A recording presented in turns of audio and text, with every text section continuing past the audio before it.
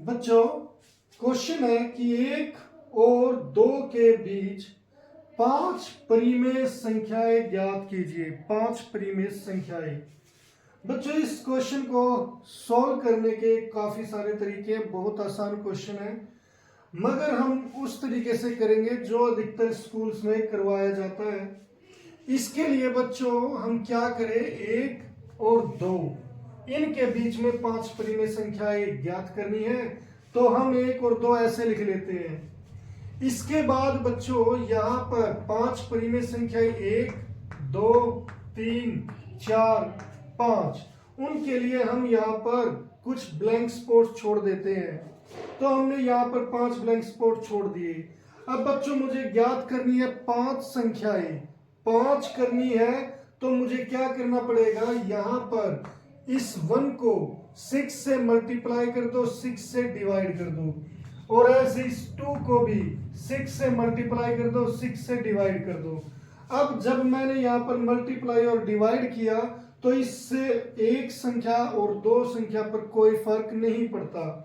क्यों फर्क नहीं पड़ता बच्चों, क्योंकि यहाँ पर अगर ऐसे है तो इसका आंसर क्या आएगा 1, और अगर मान लो 2 इंटू 6/6 कर दिया तब आंसर क्या आएगा 2। यानी कि मैंने बस 1 और 2 को लिखने का तरीका बदल दिया और सब चीजें सेम है। ये 1 ही है और ये 2 ही है, बस लिखने का तरीका अलग है। अब यहाँ पर बच्चों 6 कम 6 हो गया बटे 6। अब यहाँ पर 1, 2, 3, 4, 5, और ये कितना हो गया 12 बटे 6। अब बच्चों यहाँ पर हमारा जो काम था वो पूरा हो चुका है। अब हमें क्या करना है, यहाँ पर 6 और 12 के बीच में कौन कौन सी संख्याएं आती है, 7, 8, 9, 10, 11, और बाय में इनके क्या कर दो 6, 6, 6, 6। जो मैंने यहाँ पर लिखा हुआ था ये हर में सभी के आ गया।